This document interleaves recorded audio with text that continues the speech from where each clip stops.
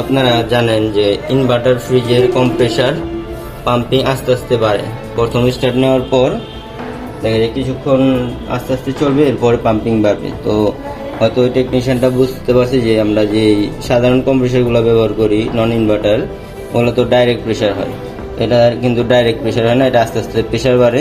সেই কারণে হয়তো সেই টেকনিশিয়ানটা বলছিল যে এটার কম্প্রেসার পাম্পিং সমস্যা।